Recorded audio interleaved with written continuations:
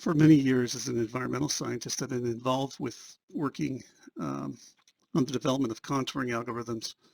I've written about them. I'm going to share some of that in the blog today, but I'm going to discuss a new quick contouring method I developed in Alteryx today, based on some work I was doing yesterday, which I had no idea would lead to this insight, but I'm going to show how things work, how one thing can lead to another, and how if you think critically about a topic and you try things, go inside the box, go outside the box, suddenly you have a new technique. So to begin with, if you go to datablends.us and you go to the search engine and type the word contouring, we have a number of articles that have contouring as a topic. Let's just take this one here, how to draw simulated topographic contours in Tableau. If we click on that, what we'll find is we can see that there was an Alteryx workflow I built here to process some data from Africa to be able to draw these contour lines in Tableau. So this was one technique I developed, and I wrote this back, what was the date here? 2017. If we go back even further than that, and we look at, here's an article from 2015 where I'm talking about a computer code for contouring algorithm I created. So this was many years ago. The work I was doing for this was probably in the 1990s or something, but I discussed it in this article where contouring was needed, and for whatever reason I put it into this article. So let's get to the topic at hand here. Let's see, if we, why do we need contouring? So if we type MMR, stands for Massachusetts Military Reservation, and click this article here, how Tableau helps visualize environmental cleanup. I spent many years working on environmental remediation of different types, and this one happens to be a case in Western Cape Cod. This is Falmouth. The town of Falmouth is down here. This is Massachusetts Military Reservation, which was a World War II military base. It's still an active base, but it was a Strategic Air Command base, and activities at this base have led to groundwater contaminant plumes that have spread around basically it's essentially an island, but it has a water table that's mounded, goes up the highest parts up here, and then it continues to drop in elevation until it hits the ocean. So the water table goes from approximately elevation of around 70 feet down to sea level. And the things that we had to do back then was we had to design these groundwater remediation systems. So we have pumping wells, we have reinjection wells, and the whole idea is to capture these contaminants, which are in 3 dimensions and they're moving over time. And this is for trichloroethylene and perchloroethylene. So we developed these techniques for pumping the stuff out, and then we look at the mass removal history, contaminant over time. And so to do this requires numerical models. So we built a variety of numerical models for these different plumes. Each plume has its own design, in remediation design, and we use the models to predict how effective the designs would be. So you can see here in 3 dimensions, we have the need for contouring, not only volumetric contouring here in 3 dimensions, we have 2-dimensional contouring of the water table and other things. And so contouring in environmental work is very important, as well as many other topics, many other fields. And so throughout my blog history, there's a variety of things in here showing items related to contouring. So let's go to what I was working on yesterday. And a friend of mine said, hey, I need the ability to, I've got some point data. I'll show you this picture here. Got some point data that looks like this. And what this point data is the distribution of the shipment of something from a distribution center out to other parts of the country. And so the idea here is to calculate from the distribution center how long does it take to reach these destinations. But because these destinations are not gridded, they're spatially variable, he didn't like this type of plot. He wanted basically essentially contour banding or color strip banding that says if you leave the location in Ohio over here somewhere, then how long does it take to go a half 2-day drive like that? And he had used some approximation methods, and so I redid it in Alteryx with the drive time engine. Then I compared the differences between what he had done and what I did using the drive time engine, and he had some simplifying assumptions in his work. So what he asked for was something like this. So if you leave from a location in Kansas, this dark gray band is a half-day drive time, a 1-day drive time, 1.5-day drive time, color banding to basically create these types of plots, which to me look like an eye in the sky.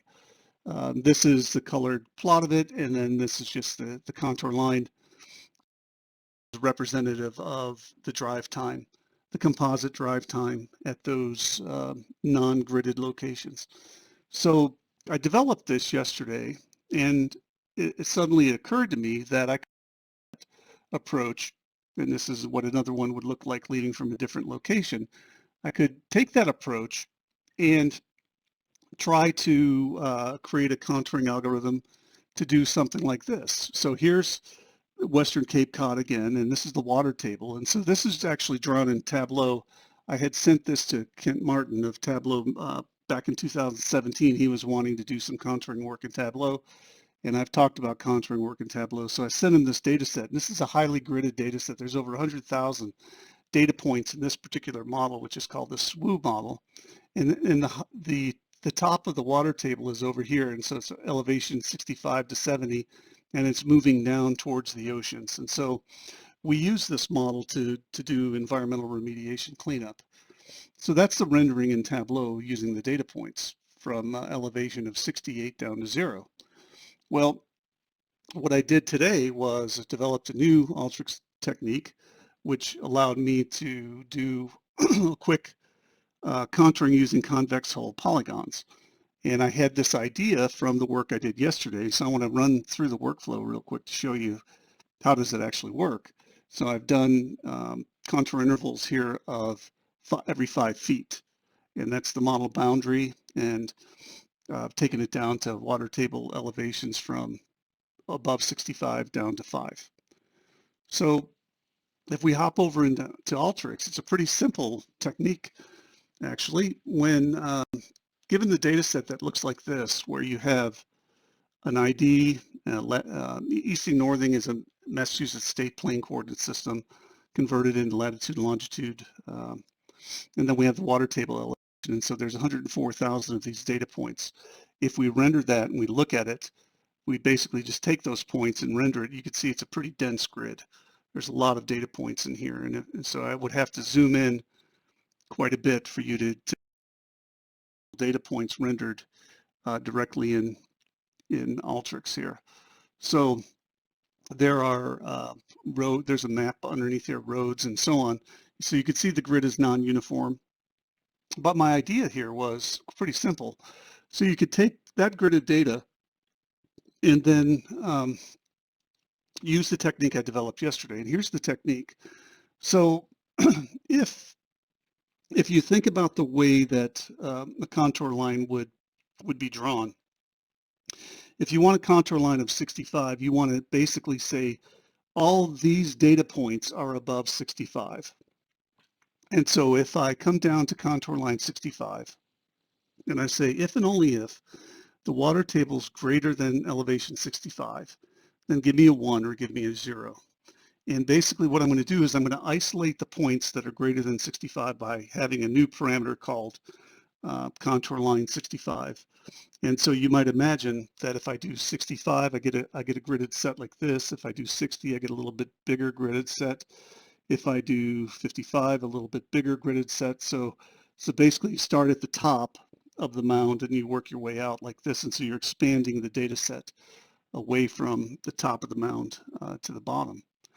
And so once you have done that, you've created these new fields, which if we take a look at this, here they are, contour level 05, 10, 15, and so on. We have either zeros or ones in the data set. Then I'm going to transpose those by just picking the contour lines, transpose those from individual columns to a vertical stack where the name here represents contour level and the value is either 0 or 1. And then I'm going to keep only the values of 1. So those are the data points that are contained within the contour level. So I just filter out the ones. And then what I do is I create a point for those ones. And then I just come over to the build polygon method. So it's under the spatial tools. It's called the actual poly build method. And if you pick a convex hull, what it does is it finds the outer perimeter of those points represented by that set. So I use the centroid, which are the individual points, and I group it by contour level. So I have a collection of 65s, 60s, 55s, and so on. And I group them by that. And when I do that and I run it, I end up with individual spatial polygons. So if I look at the spatial polygon for elevation 60, say 60, there it is. That's the polygon for 60. If I pick 65, wherever it may be, there's 65, it's smaller. So if I work my way down 65 to 60 to 55 to 50 and so on, the water table mound is growing. So once I have that, then I can just knock that out. I could just say, send that over to a hyperfile. And when you send it over to a hyperfile, you can just simply pull it into Tableau. And when you pull it into Tableau, this is what you get. So this is a pretty easy technique for doing contouring if you have to do something like this. If you have gridded data, it can be in uniform, non-uniform, whatever. It could be, like I showed from yesterday, it can be spatially variable data. It doesn't have to be on a uniform grid. But one thing you'll notice is that there are the convex hull method can sometimes give you sharp bends at points where your data density changes, where you don't have enough data to really accurately, smoothly represent the data. If we look over here, for example, you could see this is kind of choppy. Now, this is developed from drive times from a location. So it's kind of a composite drive time analysis. But what happens is where you have good data density, you have good smooth polygons. Where you have less data density, like out west, you probably wouldn't have. And so that's why sometimes you can get these sharp lines like this. But what we're trying to do is kind of give a composite. This is really like another contouring approach. So nice little technique, very simple to implement in Alteryx. I'll put this workflow in the article, and then anybody can have it if you want it. I'll include the data set so you can learn from it. But it's a nice little technique for quick contouring in Alteryx. So thanks for listening.